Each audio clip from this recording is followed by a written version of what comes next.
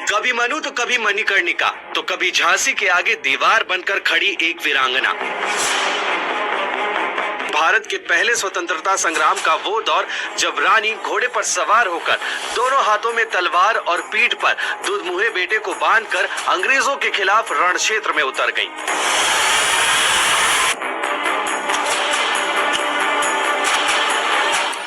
ये कहानी है 19 नवंबर 1835 को वाराणसी के 80 घाट पर जन्मी रानी लक्ष्मीबाई की।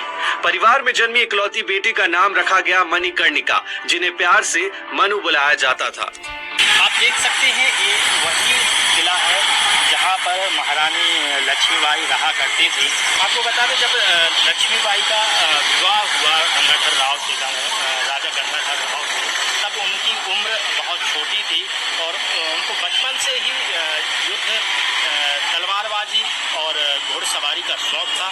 शादी के बाद 1851 में रानी लक्ष्मीबाई ने एक पुत्र को जन्म दिया, लेकिन 4 महीने बाद गंभीर बीमारी से बच्चे की मौत हो गई। 1853 में रानी लक्ष्मीबाई के कोई भी लड़का नहीं था। तब एक परिवार के ही बच्चे को गंगाधर राव ने गोद लिया था, जिसका नाम दामोदर दास था। का खेल ऐसा कि पुत्र गोद लेने के दूसरे ही दिन राजा गंगाधर राव की 21 नवंबर 1853 में मृत्यु हो गई। उधर अंग्रेजों की नजर झांसी को हड़पने पर थी।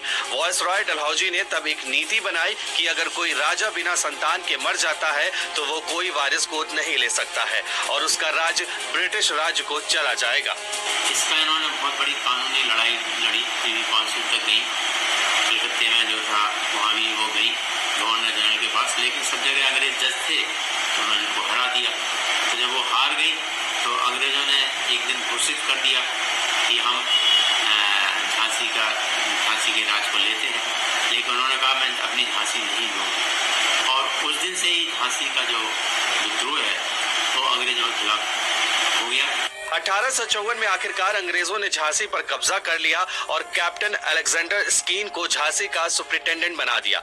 लेकिन 1857 के विद्रोह के बाद झांसी में भी हालात बिगड़ने लगे। विद्रोही सैनिकों ने किले में रह रहे अंग्रेजों को मार दिया। तब रानी लक्ष्मीबाई महल से किले में आई और सुरक्षा का जिम्मा संभाला। इसके बाद ही रानी लक्ष्मीबाई ने अंग्रेजों से लड़ने का मन बना लिया था। यहाँ पर आक्रमण हुआ और जब वो हार गई झांसी में, तो जब सबने कहा कि आप यहाँ से पलायन करिए, तभी वो यहाँ से अपने लड़के दामोदर को, बच्चे को पीठ में बांधकर काल्पी गई और अंग्रेजों के विरुद्ध उन्होंने लड़ाई जारी रखी। पहुँच में हारी वो और काल्पी में बड़ी बहादुरी से उनका कुछ भाग्य खराब था, जीतते जीतते हार गई।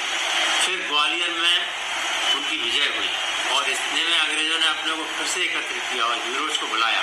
तब उनकी फिर ग्वालियर में दूसरी बार युद्ध में उनकी पराजय हुई और वो वीरगति को प्राप्त हुई। अंग्रेजों से लड़ते हुए जब महारानी लक्ष्मीबाई ग्वालियर पहुंची थी तो यहाँ पर उन्होंने ये स्वर्ण रेखा, उस समय नदी हुआ करती थी, अभी नाला हो गया है, इसको पार करते समय उनका घोड़ा इसी नाले में जो है चोटिल हो गया था और वो यहाँ से नहीं निकल पाई थी और अंग्रेजों की एक गोली उनको लगी थी। इसके बाद पास ही एक आश्रम है, एक धाम, जहाँ के बाबाओं ने, संतों ने महारानी लक्ष्मीबाई को यहाँ से निकाला और उनको अंग्रेजों से बचाकर। रानी लक्ष्मीबाई जब अंतिम समय में नाला में फंस गई थी तो उनको कई साधुओं ने निकाला और उन्होंने कहा कि मुझे गुरुजी से मिलवाओ। तब गुरु गंगादास जी उनसे मिले और रानी लक्ष्मीबाई ने कहा कि इन फिरंगियों के हाथ में मेरा शरीर नहीं लगना चाहिए। तो गुरु गंगादास जी ने अपनी कुटिया से लकड़ियाँ इकट्ठी करके और उनका अंतिम दाह संस्कार किया था।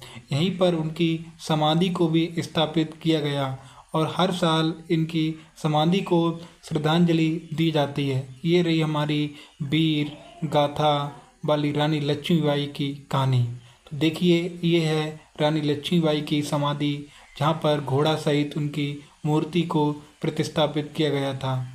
साथ में दामोदर भी दिखाया गया है और ये ज्योति जलती रहती है हमेशा। आप झांसी जाइए तो देखिए कितना सुंदर नज़ारा है वहाँ का।